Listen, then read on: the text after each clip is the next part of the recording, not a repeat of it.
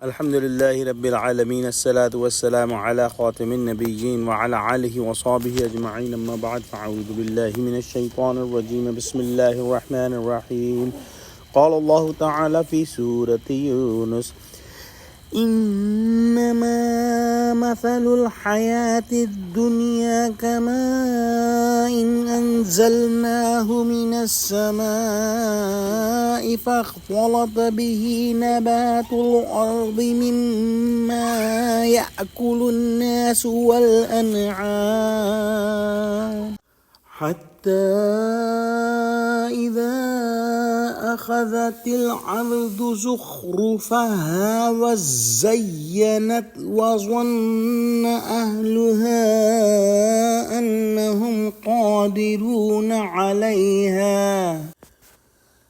أتاها أمرنا ليلا أو نهارا فجعلناها حصيدا كأن لم تغن بالأمس كذلك نفصل الآيات لقوم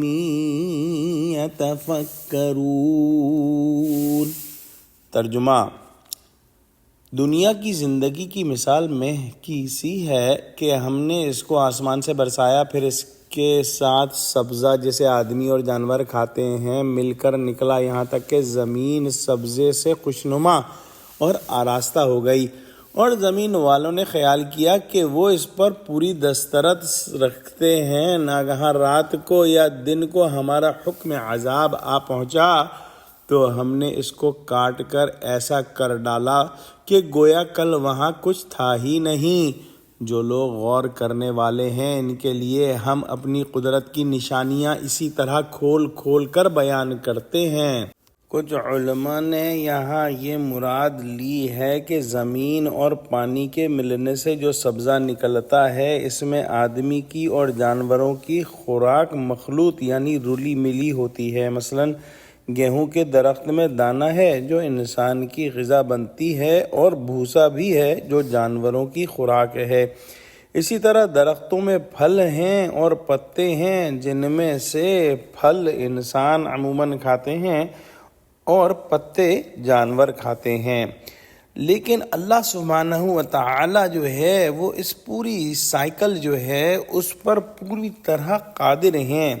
اللہ سبحانہ و تعالی آسمان سے پانی برساتے ہیں اور پھر زمین کی جو فصل ہے وہ تیار ہو جاتی ہے، اور انسان سمجھتا ہے کہ وہ اس پر پوری طرح قادر ہے۔ زمین سے جو نباتات نکلتی ہیں مختلف رنگوں کی اور اشکال کی ہوتی ہیں، ان سے زمین پر رونق اور مزین ہو جاتی ہے، اور کھیتی وغیرہ ایسی تیار ہو کر لہلاتی ہے کہ مالک سمجھتے ہیں اس کے کہ اب ہمارا وقت ہے کہ اس سے فائدہ اٹھائیں، اور وہ یہ گمان نہیں کرتے کہ آخری فیصلہ اللہ سبحانہ و تعالی کا ہے۔ لہٰذا ناگہاں خدا کے حکم سے دن میں یا رات میں کوئی آفت پہنچی، مثلاً بگولا آ گیا یا اولے پڑ گئے یا ٹڈی دل نے حملہ کر دیا، اس نے تمام زراعت کا ایسا صفایا کر ڈالا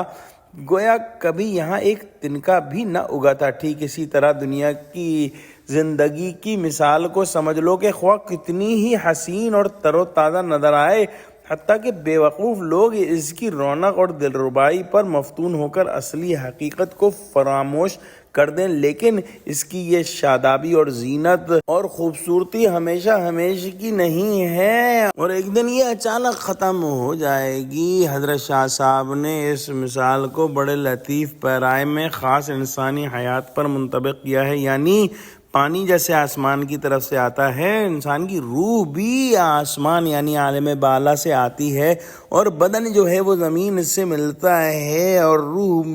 بدن میں شامل کر دی جاتی ہے۔ دونوں کے ملنے سے آدمی بنا، پھر کام کیے اور انسانی اور حیوانی طور پر جیا۔ جب ہر ہنر میں پورا ہو گیا اور اس کے متعلقین کو اس پر پورا بھروسہ ہو گیا، ناگہاں موت آ پہنچی جس نے ایک دن میں سارا بنایا کھیل ختم کر دیا۔ پھر انسان ایسا ہو گیا جیسے بے نام و نشان، جیسے کبھی تھا ہی نہیں۔ دعا کرتے ہیں کہ اللہ سبحانہ و تعالیٰ ہم کو قرآن کا فہم عطا فرما، آمین۔ وآخر دعوانا الحمدللہ رب العالمین۔ السلام علیکم ورحمۃ اللہ وبرکاتہ۔